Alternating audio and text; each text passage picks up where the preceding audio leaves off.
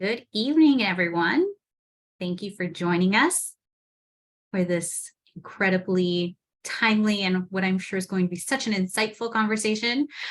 We are going to give folks a couple minutes to hop on before we get started. So we will just wait a couple minutes. Thanks again for jumping on, y'all.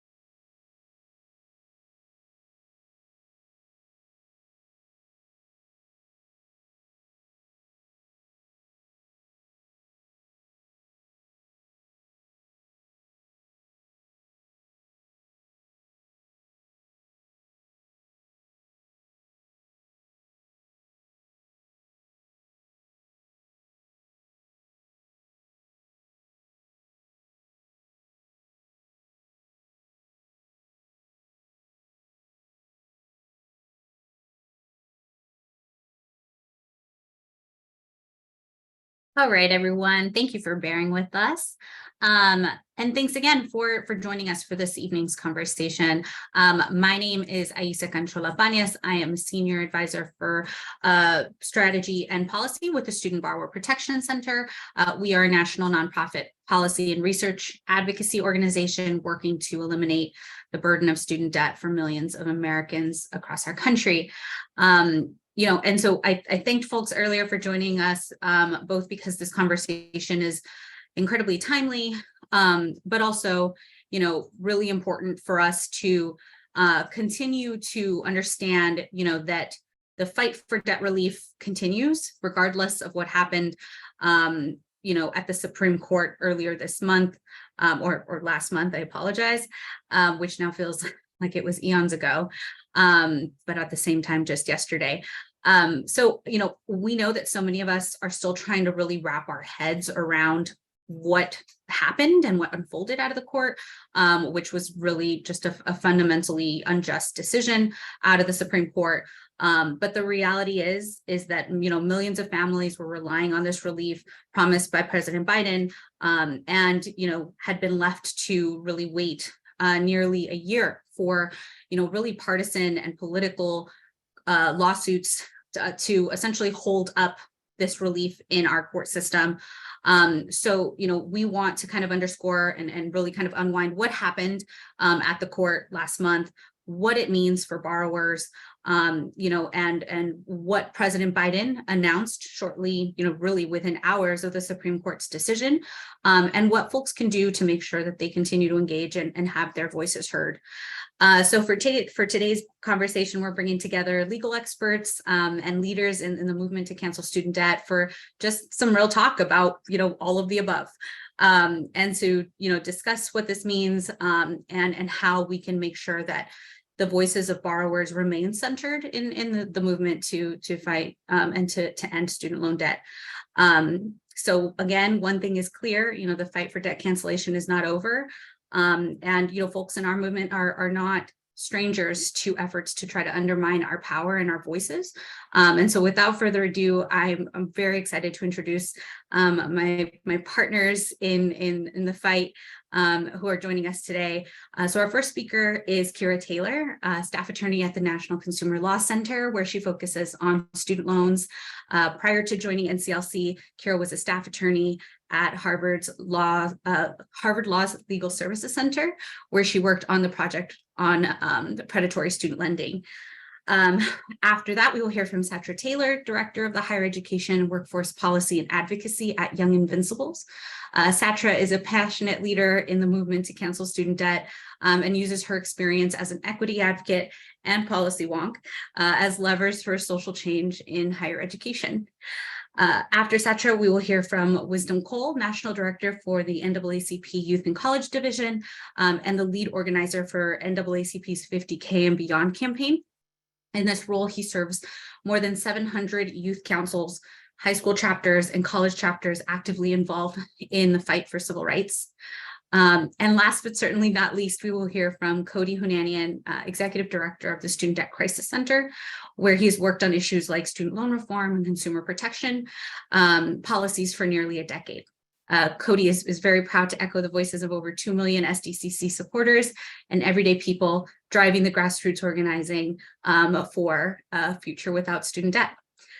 So with that, I would love to start with chatting with Kyra. Kyra, you are our expert student loan lawyer. I would love to get your take on the decision and also just how we got here. I think it's important for us to take a step back because at the beginning of this process, right, there were 6 lawsuits that were filed against the debt relief program shortly after President Biden had announced it last summer, several of which, of these programs were thrown out completely because they were absolutely bogus and really kind of underscored how opponents of debt relief were really kind of throwing everything against the wall to see, what sticks. And in reality, though, even the last 2 cases that made it up to the Supreme Court were on equally dubious legal grounds to begin with. Many experts had really pointed out that these 2 cases really severely lacked standing and should have been thrown out, in a very laughably short amount of time. But here we are. And in the end, in the Republican-led state-led case in particular, there was extensive reporting about how this case in particular really lacked a clear standing and should not have even been considered by the Supreme Court. And this is the one that ultimately, led to the Supreme Court striking down the program. And it all was, focused on these states claiming that they had harm. Essentially, one of the lead states, Missouri, as we know, made these dubious claims about Mohila, a student loan servicer, a company that was created under their state law that would, essentially claimed that they'd be economically harmed if borrowers were going to be freed from their student debt. But despite, long standing reporting on the issue and even actually emails that were uncovered through Missouri state, transparency laws, Mohila had nothing, had no connections with the lawsuit and actively were like panicking because it had nothing to do with them. And they were even saying that they thought that the case would be thrown out. So I just take a step back to kind of show the story, but what are your thoughts here? And why do you think SCOTUS decided to literally bend over backwards to give Nebraska and the state's case standing? And why does this matter? Yeah. So Aissa, that's a great question. And you're 100% right. Our opponents ran to the court to try to stop it with all kinds of legal theories. I want to rewind for a second because before becoming a lawyer, I had no idea what standing was. I would have been like, they're standing in court. And that is not, in fact, what it is. It is a legal principle, and it's one of the first things you learn about in law school. And it's the gateway to the court. It determines who can bring their lawsuit and who can't. And it ensures that the court stays in its lane and only rules on issues that meet 3 elements. And here's what they are. The first is that the plaintiff or the person bringing the case, person or entity bringing the case, has suffered an injury that's concrete and specific or is imminently going to happen. So you've got to have an injury, you've got to be just about to be harmed, and it's got to be certain. Second, if the court rules in the plaintiff's favor, it will fix or redress their injury. So it can't be that those two things are totally unrelated. And third, there has to be a causal connection between the injury that the plaintiff has suffered and the conduct that they're alleging gives them a right to a remedy. So you can't say, I got hit in the head with an acorn and therefore I deserve to win the lottery, right? Two totally unrelated things wouldn't be legally cognizable. And it makes a lot of sense that there are these limits on when you can go to court.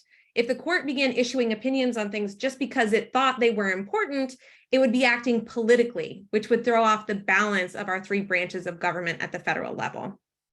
Now, in terms of the Nebraska case, legal experts from both sides of the political spectrum agreed that states challenging relief did not satisfy those three elements of standing. And so really, they shouldn't have been able to bring the suit at all, like you said. In fact, the district court in Missouri, that's the court at the lowest level in the federal system, agreed and ruled that this was the case and dismissed it. And that was a Republican appointed judge, okay? So this was not, there was some agreement within the legal world that there was no standing here. And as Justice Kagan noted in her dissent, although state law created MOHELA, this servicer, the state law also established that MOHELA is a separate entity from the state. So MOHELA is financially independent from Missouri, meaning MOHELA's financial injuries don't get passed on. And MOHELA can sue and be sued in court as itself, not under the guise of the state. In fact, the two are such separate entities that the state of Missouri had to use their sunshine laws to get the federal contract that MOHELA had to be a federal student loan servicer. So another law 101 fact here is that you don't have a right to an appeal before the Supreme Court. The Supreme Court has to agree to hear your case. In most cases, there are a couple of exceptions, but that was certainly the case here. So I come back to your original question, which is why did the Supreme Court agree to hear it? And the simple answer is that the Supreme Court agreed to hear this case because they wanted to get to the merits. They wanted to be able to issue an opinion about whether or not President Biden could offer cancellation to millions of people, what is at its core a political issue. And they were willing to change the rules to get there. And so that is why we're here. Thank you, Kyra. That is both very insightful and continues to infuriate me to this very day. So here we are, this blatantly bogus case gets the green light of standing by the majority of the Supreme Court. So Justice Roberts issues the majority of. What does the opinion do? And also, I think it's very important to note, what does the decision not do? So big picture, this opinion strikes down President Biden's student loan cancellation plan in a 6-3 vote on ideological lines. And so what that means is that the 6 conservative justices voted in favor of striking it down, and the 3 liberal judges opposed that decision. The opinion justified the decision to strike down the plan in 2 ways. First, it argued that the text of the HEROES Act and the words waiver and modify that allow the secretary to waive or modify statutory or regulatory provisions that govern the student loan program did not allow President Biden to cancel borrowers' debts. But that's a problem here. As Justice Kagan identified in her dissent, the opinion picks apart the statute itself instead of reading the intent of the statute as a whole. The HEROES Act's own language gives the secretary expansive authority to provide people affected by a national emergency, to help people, affected by a national emergency to recover by modifying or waiving the laws and regulations governing the student loan program. Of course, that includes cancellation. It also ruled that the significance of the program implicated the major questions doctrine, a recently developed doctrine that the court has used to limit administrative authority. Now, the major questions doctrine is a legal concept that allows courts to strike down administrative action if the court finds that the agency has done something that has major political or economic significance in a way that Congress did not explicitly delegate to that agency. And if this feels confusing, you're not alone. There are plenty of lawyers that also say this is confusing because the major questions doctrine, those words didn't appear in a majority opinion until 2022. Now, I'd just like to add that Solicitor General Elizabeth Prelogar, who argued the case here and is a rock star, by the way, made the excellent argument that this is an economically significant action only because the student loan crisis has become so huge over time. And it's crazy and incredibly problematic that an agency tasked with running a program that Congress told it to run can't do anything when that program has run out of control unless Congress explicitly intervenes. It massively constrains how the federal government can operate. And looking at how Congress is operating right now, this is a recipe for disaster. And frankly, I think we should all be very afraid. Now, so that gives you an overview of what the opinion does. And I don't want to be all doom and gloom here. There is some limited silver lining. The opinion was limited to a discussion of the HEROES Act. And so it didn't discuss President Biden's other authorities under the Higher Education Act. So it still leaves other paths to cancellation intact. And I think that's a pretty significant silver lining here.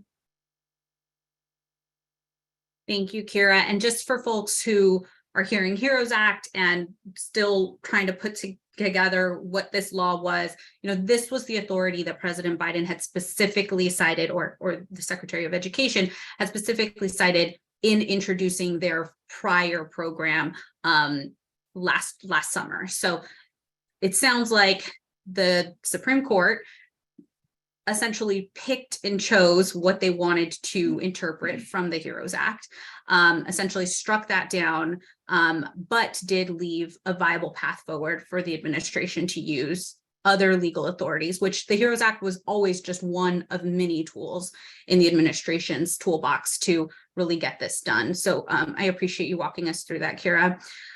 And so it sounds like, the Supreme Court got it wrong on both standing, but also on the letter of the law itself. You keep bringing up Justice Kagan's dissent because I think it was incredible on multiple fronts.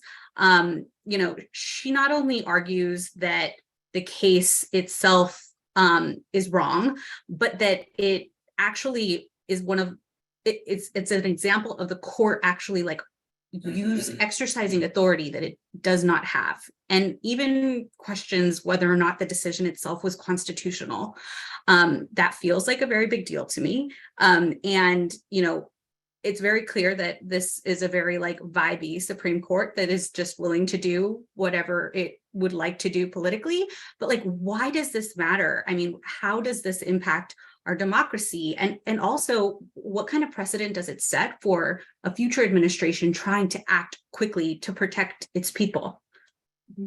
So first things first, Justice Kagan's dissent was fire, which is why I keep talking about it. She hit so many great points in her vehement disagreement with the majority's opinion. So I think it's totally worth a read, even if you're not a lawyer. And one of the things that is great about it is that she correctly identifies loan cancellation under the HEROES Act as a purely political issue, not an issue that the court should have ruled on at all.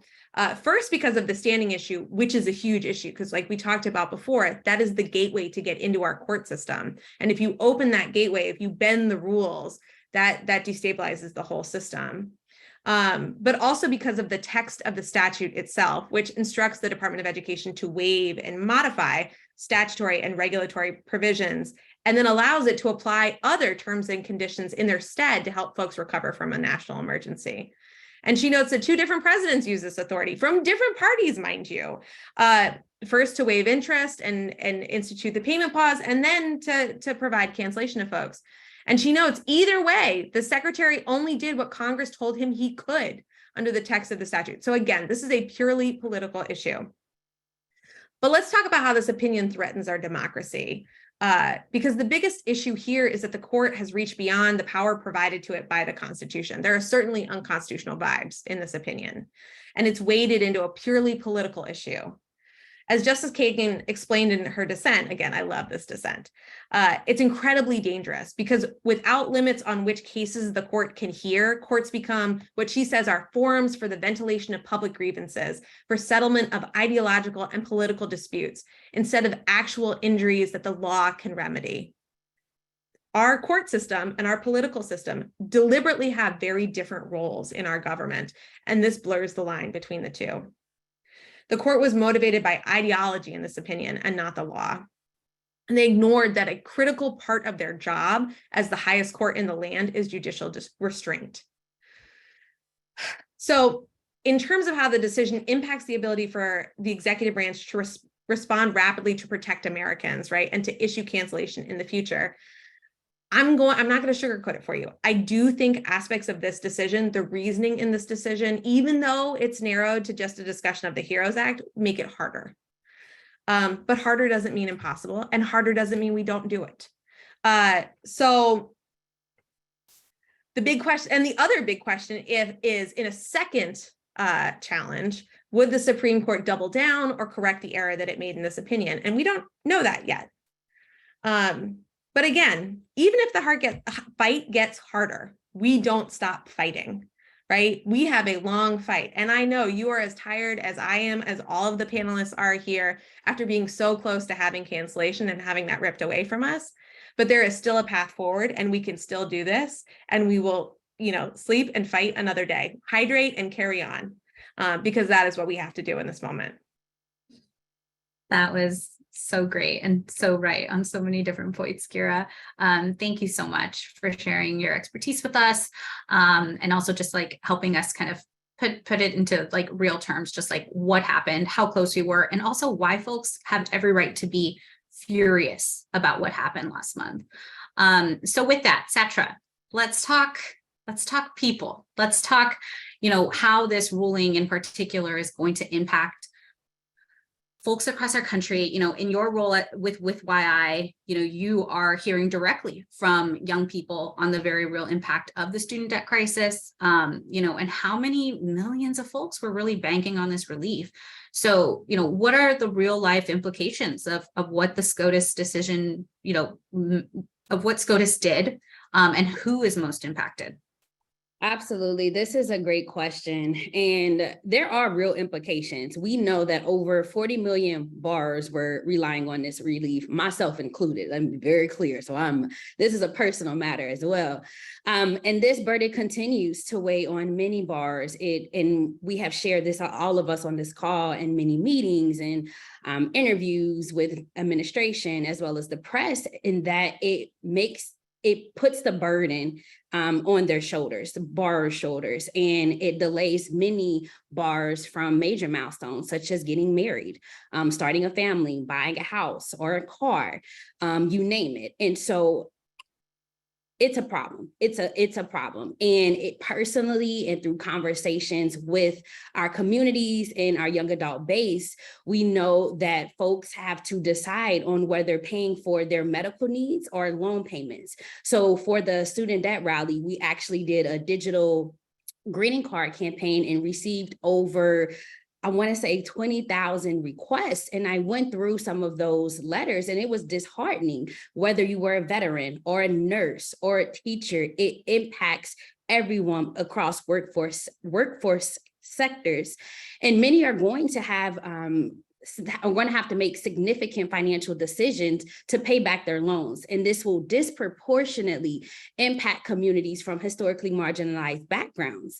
We know that women hold nearly 2/3 of outstanding debt in the US, and that Black women carry the highest student loan debt burden of any racial and ethnic group. So we talk about what is unjust. This is unjust. This should be illegal, to have a student loan debt system that operates in this way. And it's unfortunate because young people have been told, and borrowers their whole lives, that in order to pursue the American dream, you have to get a college degree for that path forward. And many have followed that advice, particularly over 40 million. And now we're being crushed by the student loan debt crisis. So debt cancellation is the only way forward to address this. Thank you, Satra. And that is like so spot on. And I think we also have folks that were able to kind of had the chance, got a taste of hope when President Biden had made his announcement last summer. And to know that folks got so close, we're a click away from cancellation before these lawsuits were filed, it just adds further insult to injury to generations of folks. This is not just a young people's issue. These are, grandparents, older folks who are still battling with their debt and taking on debt for their babies pursuing a higher education. So there is definitely a cross-generational kind of impact here. And the outcome of the Supreme Court was just further insult to injury for sure. We also can't ignore, that the Supreme Court struck down debt relief 24 hours, within 24 hours of overturning 50 years of precedent on affirmative action. And together, these cases are direct attacks on Black and Brown communities in particular. How will these two decisions really roll back progress we've made on racial equity in higher ed or, in our country writ large? Yes, great question. And I'm happy you posed the question as you did, in that these two decisions will absolutely roll back the progress we have made toward racial equity. Like, I want to make that very clear. Ending race-conscious admissions and blocking President Biden's student debt relief plan will continue exacerbating the racial wealth gap and entrench racial disparities that persist within our higher education system and our broader society. We have not even redressed any of those yet.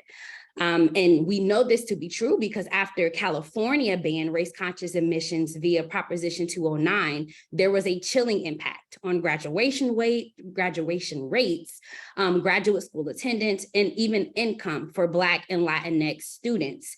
And when Black and Brown students do gain access to college, unfortunately, they tend to have less wealth, which means that a greater number have to borrow money to get a degree. And the amounts that they are borrowing are larger than those of their white counterparts. So again, this is a racial equity issue. But even more, Black students in particular disproportionately have larger loans on average. They also have higher rates of delinquency and default, and they're a target population for for-profit institutions, which rely heavily on students' dollars for their tuition. Again, when we talk about what is unjust and what should be illegal, this right here. And why is this even occurring? Like, how are we finding ourselves in this predicament? It's because our higher education system simply does not provide all students with the same opportunities. Research confirms, even though research confirms and affirms that higher education has the potential to move students toward upward social economic mobility and to promote equity. A lot of us on this call have reaped the benefits of that. So we must ensure that communities who have been historically and intentionally, let's be very clear, intentionally excluded, have opportunities to pursue a debt-free college education. Thank you so much, Satra. You've hit all those points perfectly. And I think it really just underscores the intersectional kind of just impact of both of these cases and why the fight for debt relief is very much a fight for economic and gender justice and racial justice in our country. So earlier, Kyra kind of talked us through what the decision meant, what it did not do. I think there is so much confusion now post the decision on what programs were impacted, what other potential programs, might be off the table with the Biden administration now that, the Supreme Court has ruled. So, can you help us clear the record on how this decision is limited to only President Biden's debt relief decision that came out last summer? Yes, and thank you, Kyra, for starting us off with that. So let me emphasize, the SCOTUS decision is strictly related to President Biden's debt relief plan that would have canceled up to $10K to $20K for Pell Grant recipients. That is it. That is all. And to be clear, public service loan forgiveness, because I have heard this, is not touched. It remains intact. And the administration is actually also moving forward with this new income-driven repayment plan, SAVE, S-A-V-E, which will actually provide folks with access to to affordable monthly payments.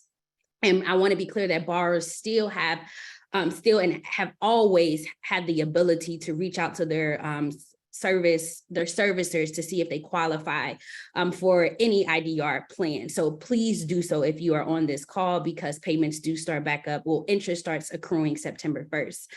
And if you were behind or in default on your payments before the pause began, the administration also established a Fresh Start program, which is a one-time temporary program that automatically give borrowers benefits, such as restoring access to federal student aid, such as Pell Grants.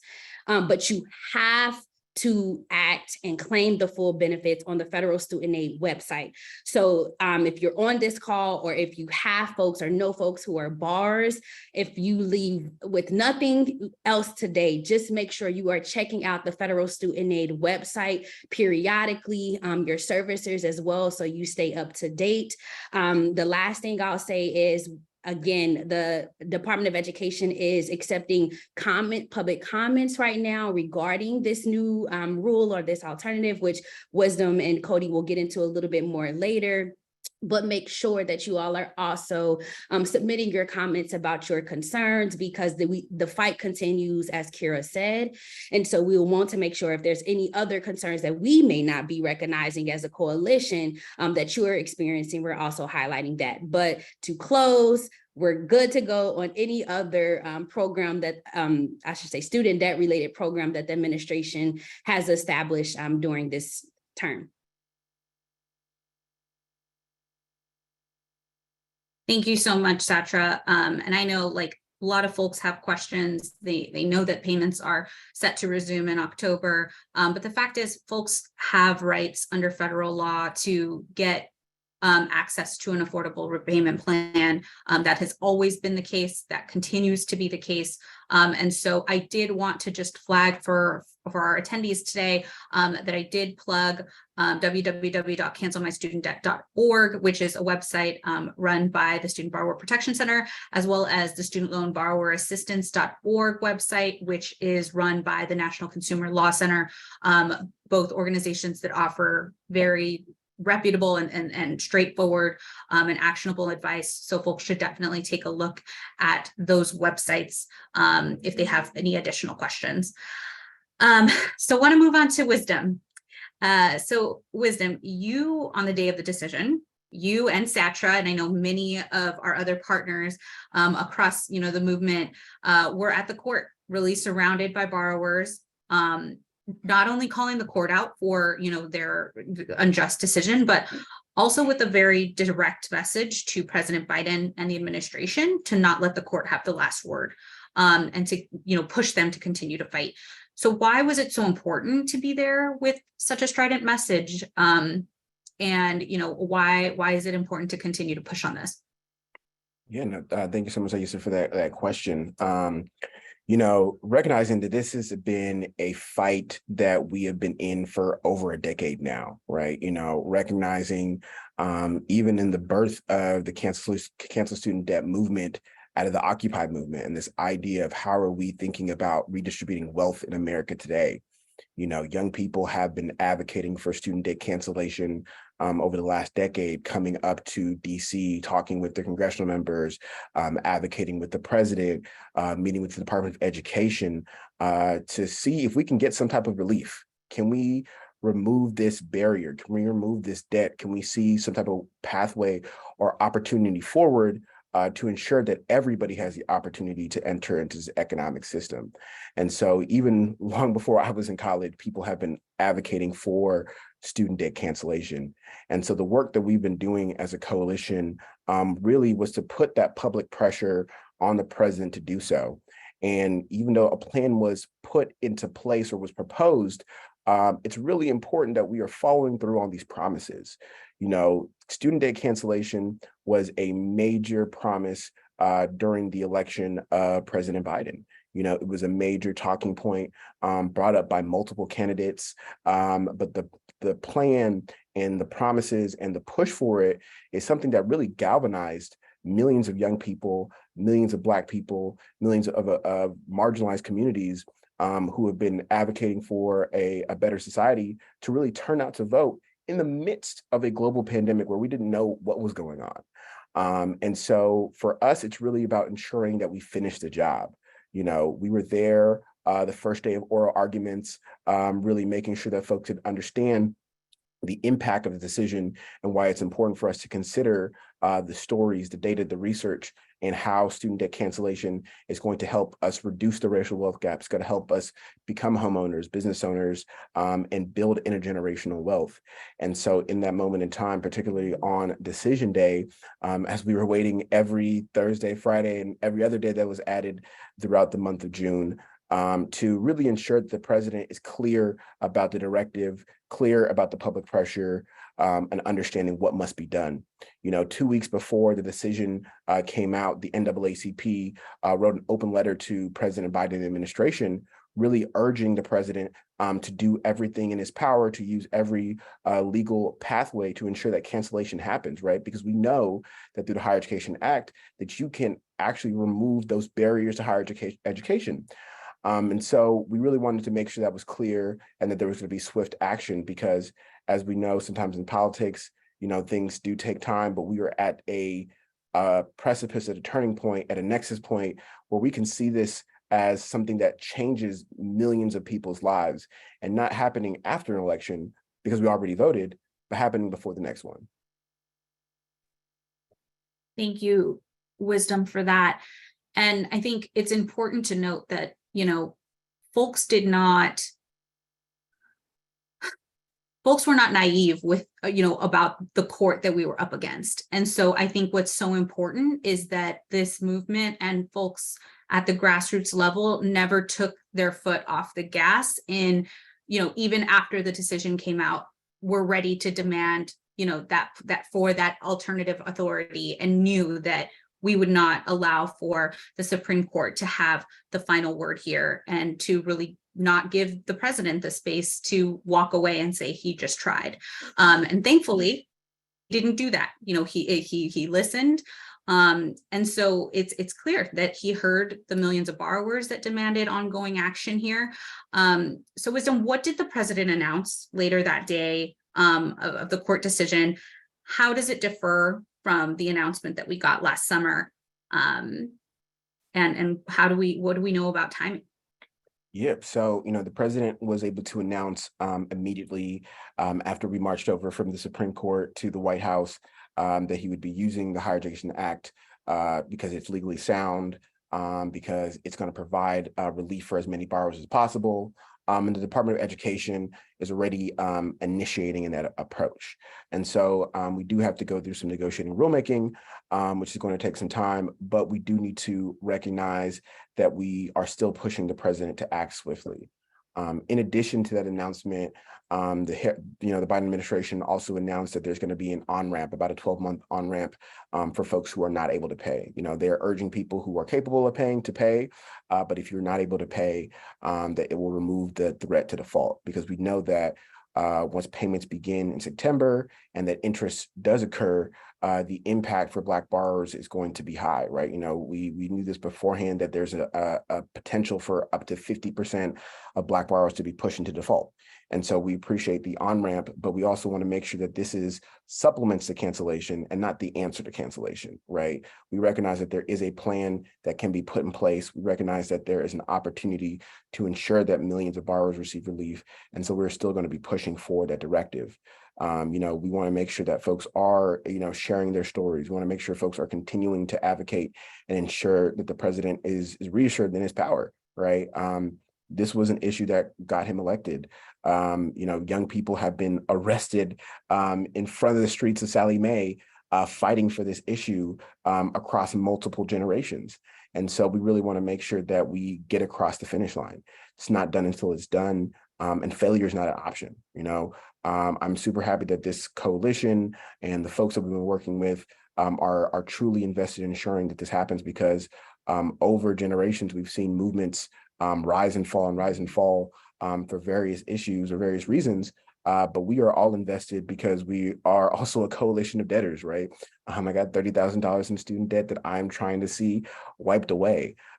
We have disproportionate amount of debt that is impacting our various communities. And so as long as we continue to make this a priority issue, right, a top 10, top 3 issue for the administration, the administration must respond, they must act, they must do everything in their power to ensure that we get this across the finish line. Thank you, Wisdom. And that's like so many points that I want to echo for sure. I think it's also important to emphasize that with this new kind of neg-reg process, which just for for as simple terms as possible, it's going to be kind of this government process that requires the Department of Ed to get feedback and sift through comments throughout the process to essentially guide them in their making of the new program. But with this, I mean, it not only, allows for a transparent process, it gives borrowers the opportunity to engage and to have their voices heard. And I think that was something that was very frustrating about, around SCOTUS and, the fact that it's such an inaccessible entity in our government system. So, this is a real opportunity for us to really mobilize borrowers on the grassroots to have their voices heard too. So you also spoke to speed, Wisdom. I mean, the fact is borrowers and their families have had to wait almost a year since last August, since the announcement happened. And here we are essentially setting ourselves up for another kind of bureaucratic process that could take several months. We are pushing for speed, but why is it so important for us to push the administration on speed and efficiency at this point right now? Yeah, I think there are multiple factors that are at play, right? The biggest one that comes to mind is that we are upon an impending presidential election in 2024, right?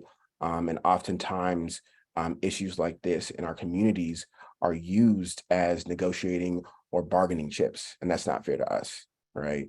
We've been doing the work. We have been working nicely. We have been working in community. We have been clear, we've been honest. And so it's absolutely important that we are able to see the people that we have put in place to make those decisions come through, not just making promises, but actually having plans and policy put into place. But also recognizing that people are still suffering, right? I know we are transitioning out of the pandemic, but this pandemic really exposed a lot of holes that already existed in our system.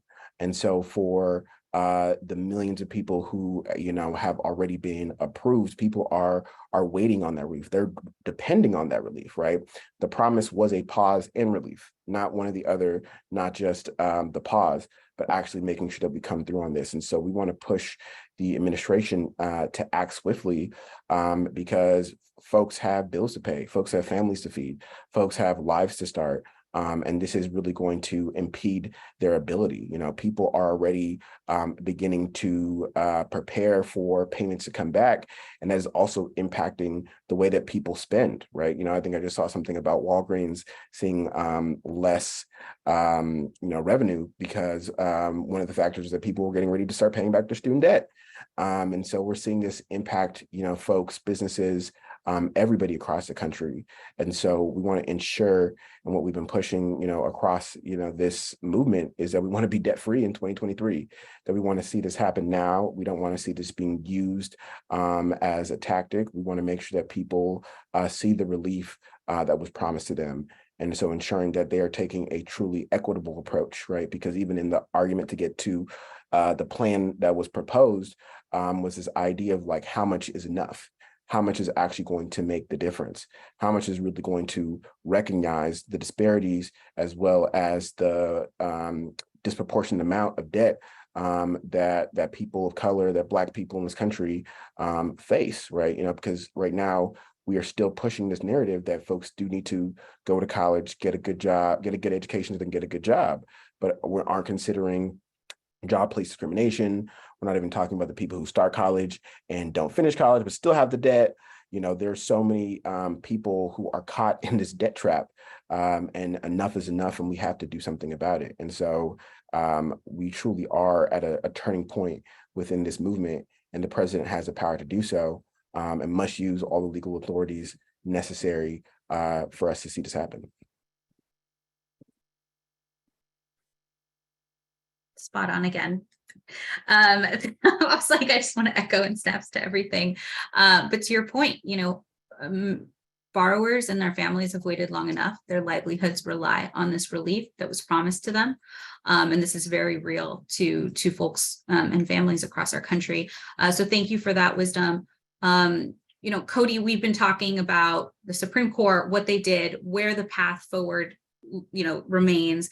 Satra spoke to, the real folks that are impacted in this crisis. Wisdom spoke to the fact that we got a very huge kind of victory. The borrowers got a victory the day that the Supreme Court came out with its decision. And that victory was the fact that the fight continued regardless of what came out of the court that day.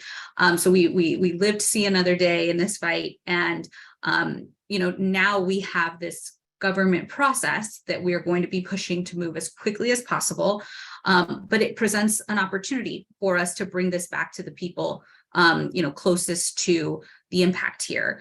So at SDCC, y'all are one of the largest kind of membership-based organizations working on canceling student debt.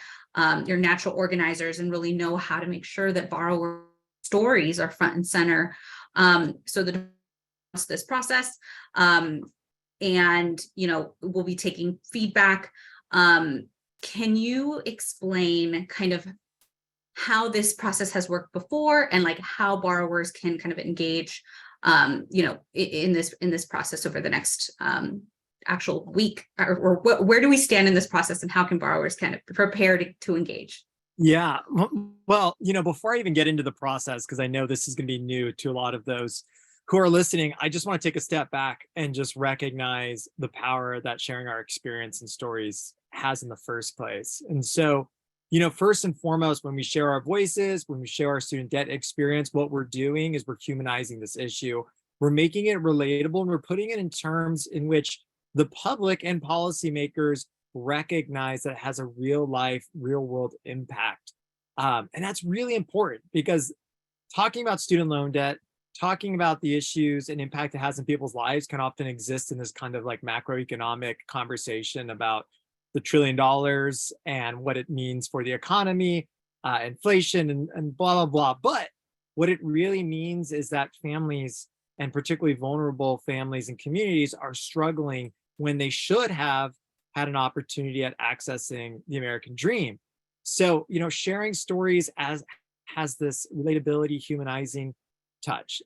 Secondly, we know from years of getting these stories out there that when we share stories, we raise awareness. So by coming out, talking about our experiences, sharing our opinions, not only are we expressing ourselves, but we're inspiring others to do the same. And so through this process, and I'm going to talk about it more in just a moment, we can energize others, people that are part of this 40 million American group of people with student debt and allies to come out and speak about this issue. But most importantly, and this is leading into where we're at today, sharing stories, sharing our experience, and expressing our vision for a better system actually has a real world impact on influencing public policy. I know after 10 years of doing this work that policymakers and officials often cannot take action unless they are essentially mandated by the public. And our stories are what makes that happen. And I know, and many of those who are listening today, they've probably been asked to share their story before, or maybe this is your first time being asked to do it, but a lot of us have built a certain level of cynicism and frustration in these systems and institutions. But I can assure you, after a decade of doing this, I know it actually makes an impact. So where we are at right now, and you've heard it mentioned already on the call, there is an opportunity, maybe one of the most meaningful opportunities ever in this fight to cancel student loan debt, to not only share your story, but to submit it in a way that is formal and official within policymaking processes. And this is this negotiated rulemaking process. So, student debt cancellation, it's not dead. A narrow version of it was blocked by the Supreme Court. The president has opened the door to this new avenue that not only could cancel student loan debt, but it could possibly be even bigger and bolder and more inclusive than the previous plan. It's going through this rulemaking process, and step one is that the Department of Education is collecting public comment to inform this policymaking process. So it is essential right now, more than ever, that people share their story, share that they want the Biden administration to cancel student loan debt, that they want it to be as big as possible, to be as inclusive as possible. And this is actually an opportunity, again, to be directly heard by the people who make policies and rules in this country. So it's a very obvious one-to-one connection right now, which I think helps inspire people. If you share your story, it will be part of this process and it will impact the decision making over the next few weeks and months. So Cody, you all have already started to, put calls out for borrower stories, and folks have responded. Do you want to share just where you all are at on collecting stories and kind of ushering folks into the Federal Register kind of process and having them engaged thus far? Yeah. Unfortunately, because of the way this process has been designed, we found out the day of the Supreme Court decision that this process would open up. And as of today, we only have 8 more days to submit public comment. So this is an opportunity for us to really organize and mobilize swiftly to get the word out to as many people as possible. And so we're really excited here at the Student Debt Crisis Center to have set up an action that's had over 13,000 public comments submitted in just the last 48 hours. But that's just a sliver of the people who are impacted or care about this issue. And so my call to the audience today and those who are watching the live stream would be to submit a comment right away before the July 20th deadline. There are two avenues to do so. If you want to use our action, it's actionnetwork.org/letters/public-comment, or you can go directly to the government website in which public comments are submitted and posted, which is regulations.gov. And it really can take a minute for you to just go there, submit your information, and quickly share that you want student debt cancellation to be passed, that you want it to be done swiftly, that you want it to include as many borrowers as possible, and that you want the dollar amount to be as big as possible as well, so that as many people can see their debt completely erased and we can lift the biggest burden possible. Perfect, Cody. I'm going to ask that if you are willing to share the link in the chat as well. And thank you to all those who are asking questions. Our experts are trying to get to as many as possible over the time of this briefing. So Cody, you had mentioned we have 8 days left. So the deadline for public comment is on July 20th. So folks should absolutely engage in this process, be part of the official process of making sure that this program it meets the goals of actually delivering on President Biden's original promise of canceling student loan debt for folks. So thank you for sharing that Action Network link. Or if folks follow us on social media, we will be plugging in that link as well. And I know several of our coalition partners will also be amplifying this. Our goal is to make sure that borrowers are front and center in this process as it moves forward. So those are the questions that I had for folks. I know we have covered so much in the last 51 minutes, but I did want to open it up if there are any other kind of final thoughts that folks would like to share.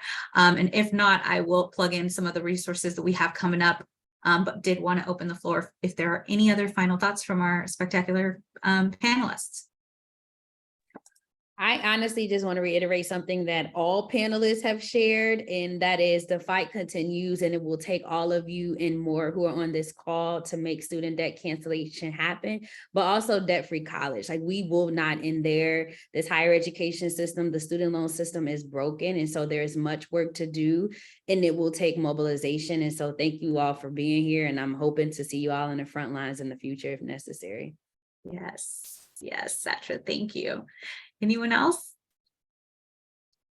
If I could just add one more note too, that I think is really important. I have been inspired in the days since the Supreme Court decision that borrowers and allies have come to me doubling down on their efforts with more resolve than ever. And so I know that a few weeks ago on that Friday, so many of us were disappointed let down, angry, frustrated.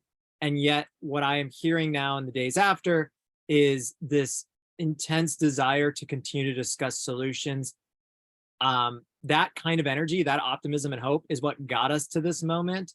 And I'm really excited to see it carry us through as well. So just an opportunity to reflect on the hopefulness and the positivity that I'm hearing from folks, even though we've had this major setback, they are still really focused and dedicated. And I'm really excited about that. Thank you, Cody. That is so important. And it is important to just like keep the hope alive and know that the fight continues.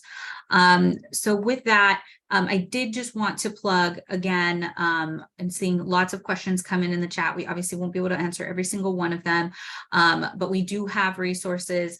So Satra had mentioned federalstudentaid.gov's website, which is obviously under the Department of Education. It's where you can get some answers through their FAQs page, but we also have the cancelmystudentdebt.org website that's run by the Student Borrower Protection Center, the Student Loan Borrower Assistance.org, which is run by the National Consumer Law Center. Thank you, Wisdom, for sharing the NAACP's 50K and Beyond campaign for ways to get more involved on that front. But there are websites that are, intended to be resources to folks on how to navigate the system that is incredibly difficult to navigate and fundamentally broken at its core. And so, we are not naive to that. So want to make sure that we are flagging those resources. But additionally, there will be some upcoming webinars that are hosted by the Student Borrower Protection Center. The next one will be on July 27th at 12 p.m., as well as August 15th at 5 p.m. Eastern Standard Time. And let me see this, copy this link right now. These are free informational briefings where folks can hear directly from folks on the myriad of options to get access to an affordable repayment plan, how to navigate the public service loan forgiveness, updated changes as of July, and all of any other questions that you have regarding your student loan debt. So wanted to make sure to plug that again. Those dates are July 27th at 12 p.m. Eastern and August 15th at 5 p.m. Eastern. So sign up if you have more questions. These are intended to be really providing actionable information that folks can use to just get on the right path with their student loan debt.